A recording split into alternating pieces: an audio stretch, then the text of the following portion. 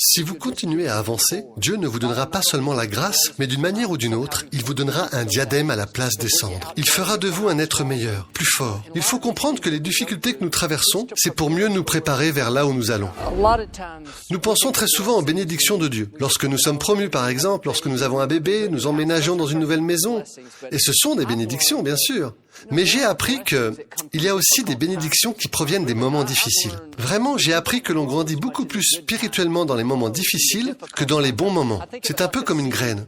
Vous pouvez prendre une graine et l'avoir sur une étagère durant toute votre vie et elle ne deviendra jamais ce pourquoi elle a été créée. Car cette graine doit être plantée dans le sol. Vous savez, il faut qu'elle soit enterrée, qu'elle se retrouve dans le noir. Mettez-vous un instant à la place de la semence. Vous vous diriez, « Hey, je ne veux pas être enfoui dans le sol. C'est inconfortable, il fait sombre. » Mais si cette semence ne grandit pas, elle ne verra jamais la vie que Dieu lui a préparée. Elle doit passer par ce temps où elle doit germer, où elle doit grandir. Et je pense que nous avons tous des graines en nous qui peuvent nous faire grandir sur notre potentiel intérieur, sur nos idées et notre créativité. Mais je pense que parfois ce qui nous décourage, c'est que nous disons, « Oh, c'est une période difficile, cela ne fonctionne pas, mon rêve ne s'est pas déroulé comme je le pensais. » Et dans cette obscurité, on réalise pas que tout cela fait partie du processus. Nous sommes sur le point de germer et de grandir. Ainsi, mon livre consiste à garder une bonne attitude et à réaliser que même dans les moments difficiles, Dieu, lui, travaille dans les coulisses. Et il est toujours présent. Il dirige, il orchestre nos pas. Et je l'ai appris dans ma propre vie. Vous savez, on dit toujours que Dieu nous emmène du point A vers le point B, de C à D, de D à E. Mais ce n'est pas toujours une ligne parfaite. Je prendrai cette image comme les pierres de guet. Si vous allez d'ici à 15 mètres, vous savez que ces pierres de guet peuvent être en courbe. Il se peut qu'il y ait un moment où vous vous trompez. Et si vous êtes arrêté par l'une de ces pierres de guet, vous pensez, mais Dieu, j'étais censé aller là-bas et je vais dans cette direction. Mais vous devez réaliser que Dieu dirige nos pas. Il ne pense pas de la même manière que nous.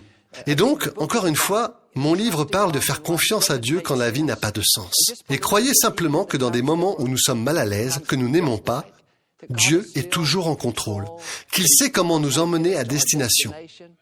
Dans la Bible, je pense à Joseph qui, pendant 13 ans, il a eu des choses négatives qui lui sont arrivées. Dieu lui a donné un rêve. Et je sais que nous avons tous des rêves. Nous avons tous des objectifs. Vous vous souvenez que Dieu lui a montré comment il serait un leader. Et vous savez que cela ne s'est pas passé comme il le pensait. Ses frères l'ont trahi. Ils l'ont vendu en esclavage. Il a été faussement accusé, mis en prison pour quelque chose qu'il n'a pas fait. Et donc, il faut penser que pendant 13 ans, Dieu dirigeait ses pas. Mais si vous aviez demandé à Joseph, il vous aurait dit, « Dieu, tu me prends dans le mauvais sens. Tu as dit que j'allais faire toutes ces autres choses. » Eh bien, si vous restez dans la foi et si vous continuez à être fidèle là où vous êtes, que vous continuez à donner le meilleur de vous-même en faisant confiance à Dieu qui contrôle, alors même dans ces moments difficiles, non seulement vous grandirez, mais aussi vous prouverez à Dieu que vous êtes capable de gérer là où il vous emmène. Et Dieu vous emmènera là où vous êtes censé être. Je veux dire, Dieu a le dernier mot. Vous savez, les gens ne déterminent pas votre destin. Dieu détermine votre destin. L'avancement ne vient pas des gens, elle vient du Seigneur. J'ai appris dans ma propre vie, tu sais, Matt, on en parlait hier soir. Tu sais, sans Judas, nous n'aurions pas le salut. En un sens parce que Judas, sa trahison, faisait partie du destin de Jésus. Parfois, nous pensons, Dieu, je veux mon destin, mais par contre, je ne veux pas de la trahison. Je ne veux pas que les gens soient contre moi. Je ne veux pas que cela arrive. Et vous savez, nous aimerions que la vie soit toujours parfaite, sans défi. Mais la vie n'est jamais comme cela. Vous savez, dans la vie, nous allons avoir des difficultés. Mais soyez de bonne humeur. Sachez que Dieu est toujours sur le trône. Soyez capable de lui faire confiance dans les bons moments et faites-lui confiance dans les moments difficiles. Et je pense...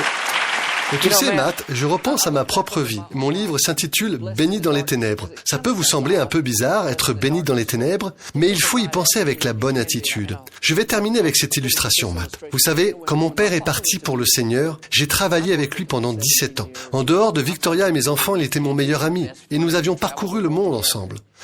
Et quand mon père a eu soudainement cette crise cardiaque en 1999, j'ai pensé que c'était la pire période de ma vie.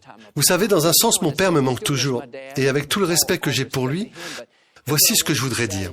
Ce que je pensais être la période la plus sombre de ma vie a en fait lancé l'un des moments les plus brillants de ma vie.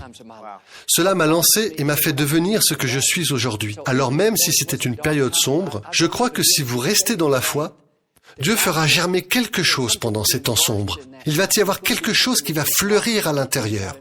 Et encore une fois, je l'ai dit plus tôt, mais je pense que la raison pour laquelle nous n'arrivons pas à nous épanouir, que nous ne voyons pas comment nous sortir de la difficulté, c'est parce que nous devenons aigris et nous disons à Dieu, « Pourquoi est-ce arrivé? Ce n'est pas juste. » Et il y a des choses que nous ne comprenons pas. Et je ne veux pas rentrer dans les détails, mais il y a des choses vraiment difficiles comme la perte d'un enfant. Et encore une fois, je crois vraiment au fond de moi, et c'est aussi ce que l'Écriture enseigne. Si vous continuez à avancer, Dieu ne vous donnera pas seulement la grâce, mais d'une manière ou d'une autre, il vous donnera un diadème à la place des cendres. Vous en sortirez meilleur. Et vous savez, dans beaucoup de ces choses que nous traversons, c'est pour nous préparer où nous allons. C'est Dieu qui nous emmène. Vous savez, vous devez être capable de gérer la bénédiction que Dieu vous apporte dans toutes les circonstances. Beaucoup de ces choses ne sont que des tests. Dieu vous muscle spirituellement. Vous devenez plus fort. Il vous emmène là où vous pouvez lui faire confiance. Donc Dieu vous fera traverser des périodes difficiles dans votre vie. Mais quand vous regarderez en arrière, vous direz, « Dieu, ce que j'ai traversé à l'époque, finalement, ce n'est pas grand-chose. Tu peux le refaire pour moi. »